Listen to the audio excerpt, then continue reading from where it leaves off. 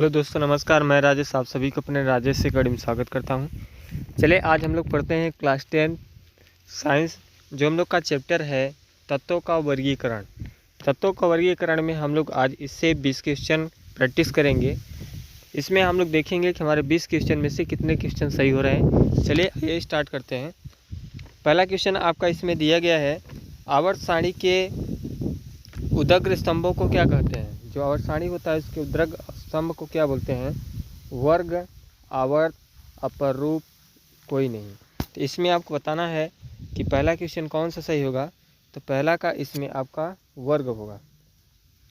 दूसरा क्वेश्चन इसमें आपका दिया गया है, आवर्त सारणी में कितने वर्ग होती है। तो आवर्त सारणी में आपके कितने वर्ग होती हैं, तो इसमें आपको देखना है आवर्त सारणी में कितने वर्ग होते हैं, इसमें आपको बताना है। तो पहला ऑप्शन दिया है 8, 9, 18, 7। तो दूसरे का बताइए कौन सा सही होगा। तो आवर्त सारणी में पूछ रहा है कितने वर्ग होते हैं।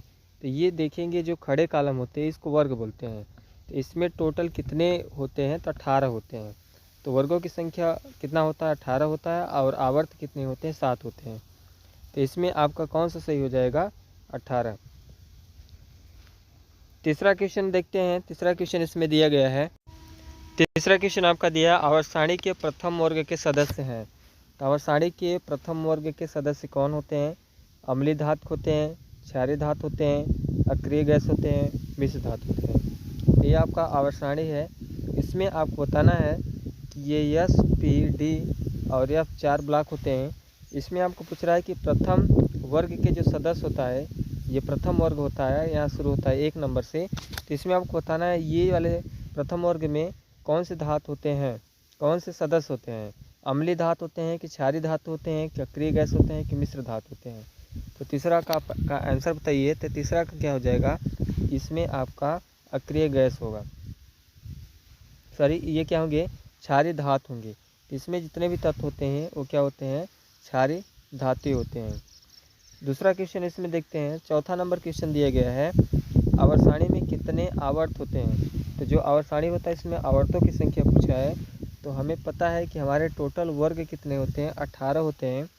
और जो हमारे आवर्त होते हैं, आवर्तों की संख्या कितनी होती है, 7 होती है। तो 7 क्या होते हैं, आवर्त होते हैं। 18 क्या होते हैं, वर्ग होते हैं। तो आवर्तों की संख्या कितनी होगी, 7 होगी। पांचवा क्वेश्चन दिया गया है इसमें, मेंडलीफ आवर्त सारणी में कुल कितने वर्ग हैं।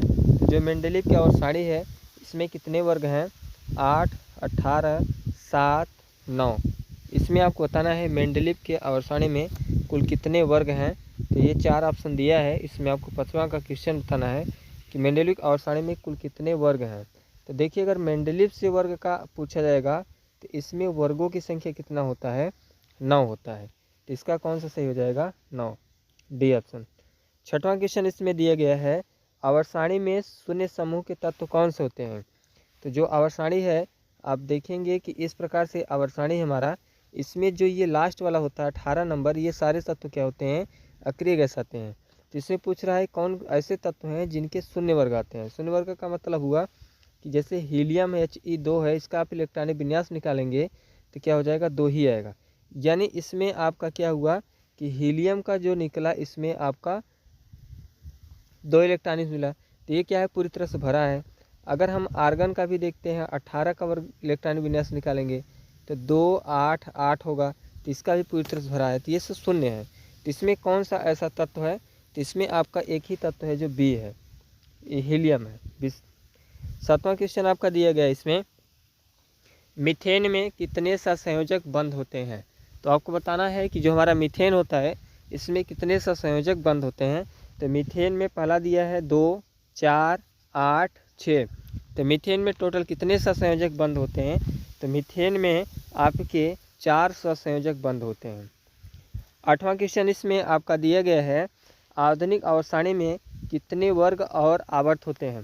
तो जो आधुनिक आवर्त सारणी है इसमें आपको बताना है कि वर्ग और आवर्त कितने होते हैं। तो वर्ग आपके कितने होते हैं,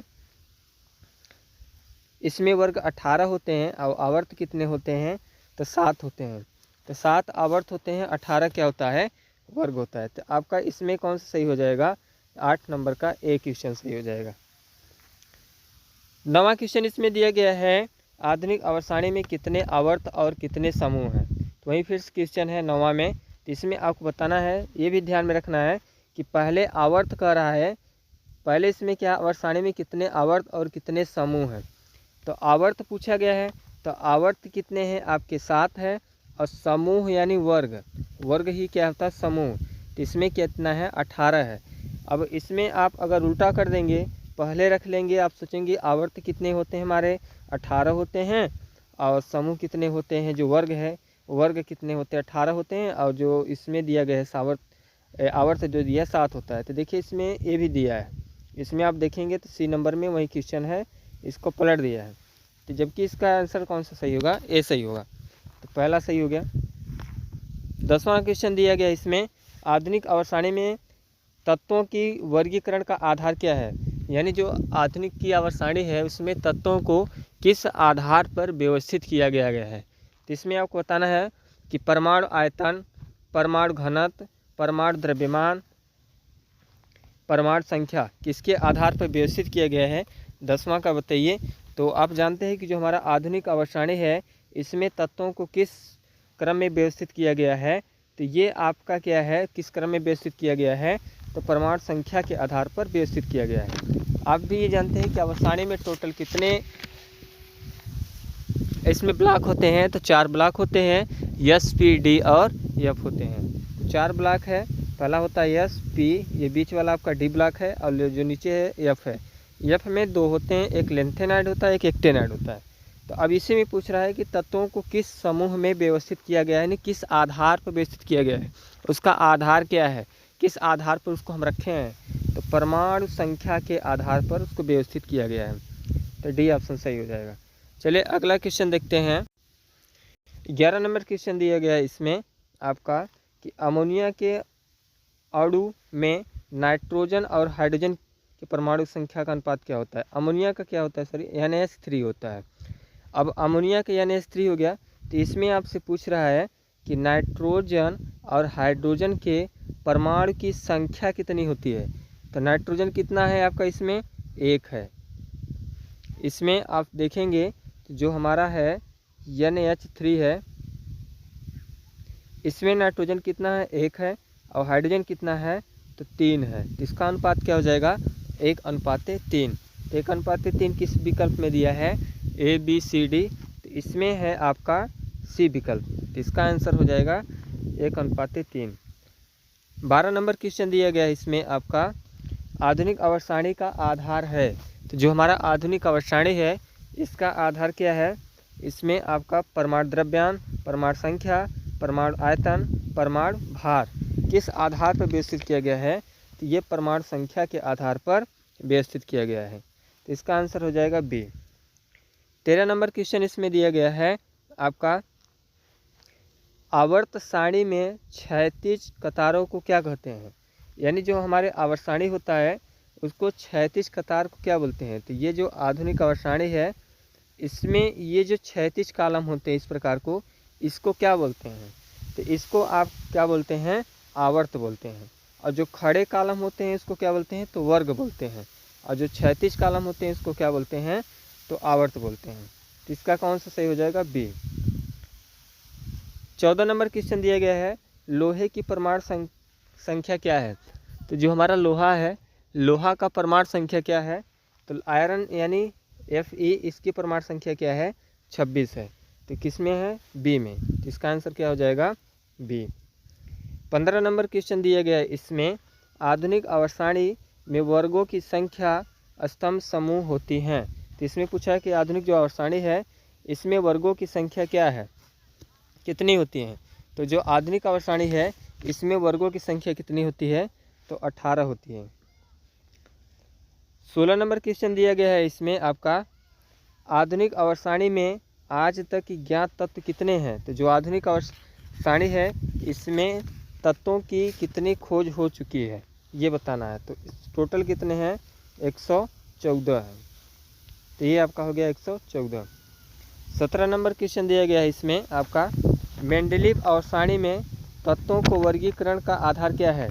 तो जो मेंडलीव की आवर्त सारणी है इसमें तत्वों का वर्गीकरण का आधार क्या है, तो इसमें आपको बताना है, क्वेश्चन आपका दिया गया है इसमें, मेंडलीव आवर्त में तत्व वर्गीकरण का आधार क्या है, किस आधार पर व्यवस्थित किया गया है। तो परमाणु द्रव्यमान संख्या के आधार पर तत्वों को व्यवस्थित किया गया है। तो इसका हो जाएगा ए ऑप्शन। 18 नंबर क्वेश्चन दिया गया है, ओजोन के अणु में ऑक्सीजन पूछा है। तो ओजोन का O3 होता है। इसमें पूछा ऑक्सीजन के कितने अणु होते हैं, 3 अणु है। तो इसका कौन सा सही हो जाएगा, डी ऑप्शन। 19 नंबर क्वेश्चन दिया गया है इसमें आपका, आवर्त सारणी में आवर्त क्षैतिज पंक्ति होते हैं। तो आवर्त सारणी में आवर्तों के क्षैतिज पंक्ति कितने होते हैं, क्षैतिज यानी ये वाले कॉलम पूछ रहा है, टोटल कितने होते हैं। तो 7 होते हैं और इसको क्या बोलते हैं, आवर्त बोलते हैं। तो आवर्तों की संख्या कितनी होती है, 7 होती है। तो इसका कौन सा सही हो जाएगा, सी ऑप्शन। लास्ट क्वेश्चन दिया गया है इसमें, हीलियम कैसा तत्व है। तो हीलियम कैसा तत्व है, अक्रिय, क्रियाशील, सक्रिय, उदासीन। इसमें 4 दिया गया है। आपको बताना है कि हीलियम कैसा है। हीलियम का परमाणु क्या होता है, He होता है हीलियम, He10। हीलियम का परमाणु क्रमांक जो होता है, परमाणु क्रमांक होता है हीलियम He क्या होता है, 10 होता है। तो इसमें आपसे पूछा है कि क्या होता है हीलियम, हीलियम कैसी तत्व है। तो इसमें आपका बताना है ये आपका अक्रिय तत्व है। तो हीलियम कैसा हो जाएगा, अक्रिय तत्व है। तो ये आपका हो गया टोटल 20 क्वेश्चन। अब इसमें आपको बताना है कि 20 में हमारे कितने नंबर आए हुए हैं। तो इस क्लास को आप पूरी तरह से कर लीजिए दोस्तों। इसके बाद ये क्लास को ज़्यादा से ज़्यादा शेयर करें और कमेंट करके ज़रूर बताएं कि आपको क्लास कैसा लगा। यूपी बोर्ड एग्ज़ाम को देखते हुए हम लोग जो है 2025 बोर्ड एग्ज़ाम है, इससे सारा टॉपिक क्वेश्चन हल कराया जाएगा। जो साइंस का आपका एक भी क्वेश्चन छूटेगा नहीं और हमारा पूरा 100% गारंटी है कि अगर आप क्लास को सही तरीके से कर रहे हैं तो आपका ये जो 70 नंबर का पूर्णांक है, 70 में आपका 65 से कम नहीं आएगा। मैं इसमें कुछ क्वेश्चन भी आपको अगले वीडियो में दिखाऊंगा कि जो हमारे पढ़ाए द्वारा क्वेश्चन आपके कितने ज़्यादा से ज़्यादा बोर्ड में आए हुए हैं। इसके बाद क्लास को ज़्यादा शेयर करें दोस्तों। धन्यवाद।